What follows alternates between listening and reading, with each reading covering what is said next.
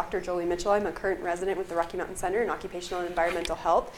I'm a first-year resident with this center, but a third-year resident in my training. So the presentation that I'm providing today is on the increased prescription management of mental illness in truck drivers. This is a collaborative effort with Dr. Thiese, Dr. Hegmann, and Dr. Moffitt. The objectives of this study was to examine the prevalence of self-reported psychotropic medications in truck drivers between the years 2005 and 2012. So why do we care so much about truck drivers? If you look at the American Trucking Association, they estimate that there is at least 3 million or more truck drivers, long haul and short haul, traversing the U.S. annually. The average salary by the Bureau of Labor Statistics is $38,000 a year. In addition to this, male truck drivers have been repeatedly demonstrated to have increased morbidity and mortality as compared to the general male population. Some studies have illustrated that the life expectancy of male truck drivers is as low as 55 years compared to the national average when you're looking at about 76 years of age. So there's a substantial difference in this population compared to the general working population. In addition to that, this population contributes enormously to the U.S. GDP. They are responsible for 73% of all transported goods within the continental U.S. We're talking about billions of dollars a year. In addition to that, they are also responsible for 71% of all tonnage transported. And again, millions upon millions of all tonnage transported within the continental U.S.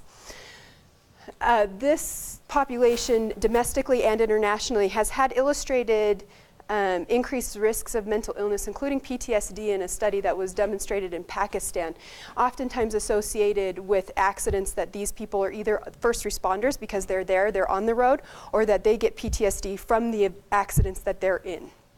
So there's a multitude of things that make this workforce an increased risk of mental illness. The stress of the job, the danger of the job, the liability of the job, and the pressures of the job. In the 1970s, deregulation of truck drivers in the US led to longer working hours. And then in addition, there's been a societal change within this industry, leading to decreased times for materials to transportation. It used to be that you came off the boat, you went to a warehouse, from the warehouse you had distribution. They've actually reduced that substantially. Now, in this industry, the goal of transportation is from the boat to delivery to the purchaser. And that leads to very, very strict timelines for these operators. In addition to that, why is mental illness such a big deal? Suicide is the 10th leading cause of death in the continental U.S. This is predominantly within the male population, particularly Caucasian males. In 2013, 40,000 people lost their lives to suicide. This is not a benign issue. Not all suicides are associated with mental illness, but mental illness increases your predilection for suicide. The ages of suicide are some of our working population with the greatest experience in our workforce, 45 to 64 years of age. And it is estimated that the U.S. has lost $44 billion in 2013 from the effects of suicide. The methods of this study: this was a serial cross-sectional study of a large cohort size of 95,000 plus individuals. The study came from a series of exams. So as a truck driver, to operate within the continental U.S., you have to be cleared by a medical professional, usually by a physician. This is regulated by the Federal Motor Carrier Safety Administration under the Department of Transportation, and they're considered the commercial driver medical examinations. They can range from a 2-year clearance to sometimes we give you 30 days, and then you got to come back and see us, okay? The medication use was self-disclosed to a physician, nurse practitioner, or physician assistant. The date range was from January 1st, 2005 to October 2012. The data analysis was via SAS. So this prescription medications were elucidated using this generic product identifier. All the medications analyzed in this study were FDA approved, so under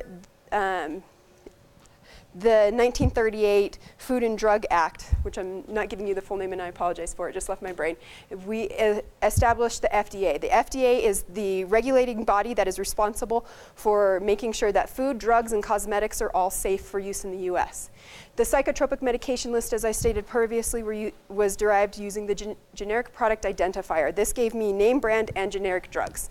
This is a product of many span therapeutic, and it is a, they have the patent on it. It's a numerical system that we will get into shortly. In total, we identified 364 medications. These medications are not simply just psych-associated, typical psychiatric medications. They also include neurological medications. There is a very, very gray zone when you start getting into neurological treatment and psychotherapeutic medications as well. A lot of neurological diseases have psychological sequelae. So when we look at the generic product identifier method, this is a numerical digit given to each specific drug. It starts with a drug group, which in this example is antidepressants. It then goes down to the drug class. So under antidepressants, you have SSRIs, selective serotonin reuptake inhibitors, SNRIs, selective serotonin norepinephrine reuptake inhibitors, and other examples. This is a tricyclic antidepressant example. Then it actually breaks down by the drug, the extension of the drug name, and then the actual dose and delivery method. So you can have two drugs that have the same dose but are delivered by a different method. Suppositories, capsules, paste. There's a very large range of delivery methods for medications.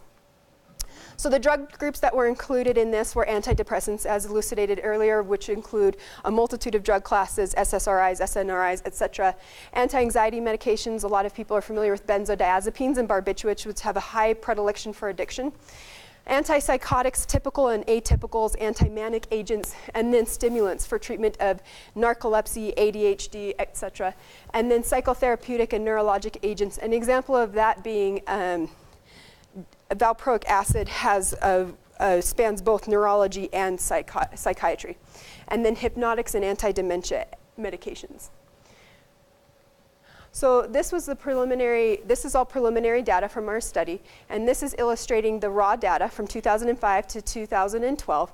And then in 2005, we see that there was a 0.75% of this population that was currently or in the recent past on a psychotherapeutic medication. As the time progressed, we saw that there was an increase up to 2.29, 2.24, and 2.21 respectively between years 2010 to 2012 in an increase in psychotherapeutic medication, with a total population resulting in 1,400 roughly individuals on psychotherapeutic medication. When we did statistical analysis that was unadjusted, we illustrated that there was a threefold increase in the rate of psychotherapeutic medication use in this population. When we then adjusted for age and gender and BMI, again, we illustrated the same findings to a slightly greater degree with statistical significance. So in conclusion, this was a large database of truck drivers that has illustrated that there was an increase in psychotropic medications. We illustrated that what we're trying to do is use this as a surrogate marker for increase in mental illness. That is complicated because these drugs have multiple indications and they're off FDA. So besides the FDA recommendations, you can use drugs for other reasons. As a physician, you're given that liberty to do that. So there are other indications that aren't even approved by the FDA for medication use. So we're taking a little bit of a liberty here. The psychotropic medications, what implications does this have? Are these people having mental illness because of their job? And what are the impacts of that mental illness on society and the risks that that could pose? All of these medications have side effects. No drug is safe. All drugs are dangerous. And it's a balance of risk and harm, right? So these medications can have cognitive impairment. And they are taking these medications potentially to save their life, to prevent suicidal ideation, as an extreme example. So it's a balance of risks and harm, and what is this going to pose to society? So it is critical, as illustrated by the severity of mental illness in the most extreme form, looking at suicide rates, that people who have mental illness undergo therapy. This is important for them and for society at large. Quality adjusted life years and quality life really doesn't have too much of a price tag that I feel like I can put on that for my patients. So the biggest thing is, as research goes forward, what are we going to do with this information with this population? Are we really seeing a trend nationally that with the deregulation, with the changes in the characteristics of this job, that we're seeing this huge rate, not huge, but we're seeing a significant increase in mental illness? What do we need to do to intervene with this population and recognize them as a high-risk group to get them treatment that they need, and then also to decrease any societal costs of this mental illness, including economic, because we've all seen what that happens. So the strengths of our study was the cohort size, the longitudinal nature, and the fact that this information was derived from a one-on-one interaction between a physician, nurse practitioner, or a physician assistant and the patient. The patient disclosed the medication, the health professional then recorded it. The limitation is that we're extrapolating that these psychotropic medication prescriptions are a marker of increased mental illness. Again, as we stated previously, these medications can be used for a multitude of reasons and not necessarily for mental illness. A lot of the neurologic agents can also be used for anti-seizure medications, but they do have a cross-therapeutic indication for psychotropic management. Additionally, this was self-reported information. These exams are serial, but they are not on the same population. And then I'm unsure as if it was short or long-haul trucking. In addition to that, there's one thing that I wanted to go back real fast and illustrate. So between the years 2005 and 2012, we spanned one of the greatest economic recessions that the US has ever seen, worse than the Great Depression following the Great War. That's a confounder we might not be able to control for. It's just like after the World Trade Center, the sales of apples went through the roof. Why? Because it was a comfort measure, and it was actually a measure to see what the mental illness levels or the stress that was induced in the US population. This recession may have had an impact on this data. So I would like to acknowledge Dr. Bloswick for throwing together Nora, Dr. Thiese, Dr. Wood, Dr. Hegmann, and Dr. Moffitt for their assistance with me executing this. And then I would like to put some big thumbs up and promotions for Remco, because it's awesome. I was actually a research assistant a few years ago, and I actually got to come back for residency. So I love working with Remco, I love working with my attendings, and I love being at the University of Utah. And I'd like to thank NIOSH for giving me the opportunity to come back to Remco and fund my research and my education and training. Any questions? I talk fast, so yes. So, maybe I missed it. Did they start taking the drugs after they were truck drivers, or we don't know that. We don't know that information. The timeline for the onset of the therapy is indeterminate. Do you have any feeling for how the increase in these medications compare with the increase in medications usage in the general population?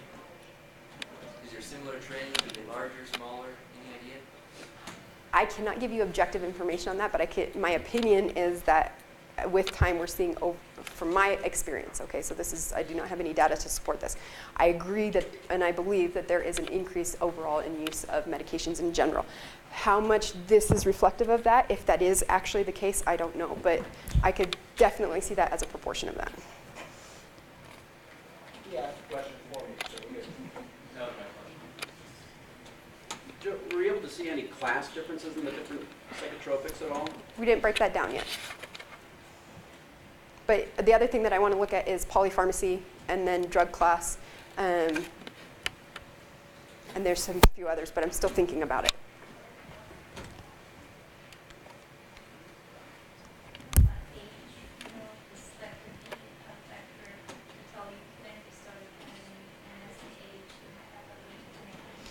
Jolene, would you restate the question, please? So what she's asking is age. Did we break this down by age, thinking that as somebody gets older, they've been trucking longer, and then do we have an increase in mental illness associated with that? Am I on the right track? Right, or the medication. For something else. We controlled for age in the second analysis, but we did not break it down by age. No. There's going to be some differences. You will see more amphetamine issues because of ADD, ADHD being very heavily diagnosed in younger truckers. So there's going to be a lot of things going on in the data set. That's a very good question.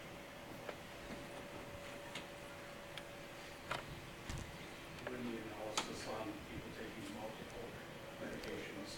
that's pending. We're going to do an analysis to control for polypharmacy for multiple medications, because one of the things that, to me, that I'm thinking of is if somebody is requiring multiple drugs to control a mental illness, one that shows that the mental illness may be more severe, it also shows that the patient may be less stable. However, a caveat to that being that right now there's a trend in the US that with depression management that they're on some sort of antidepressant and then they get a sidecar drug. And when I say a sidecar drug, a lot of times we're adding on an antipsychotic. So somebody would be on something like Prozac and then you add Abilify, which is an antipsychotic. It's a newer version of antipsychotic, so it doesn't have quite the scariness of the first guys with all the dyskinesias and increased tone, but that's becoming increasingly prevalent. Abilify was recently FDA approved as a sidecar drug for depression co-management.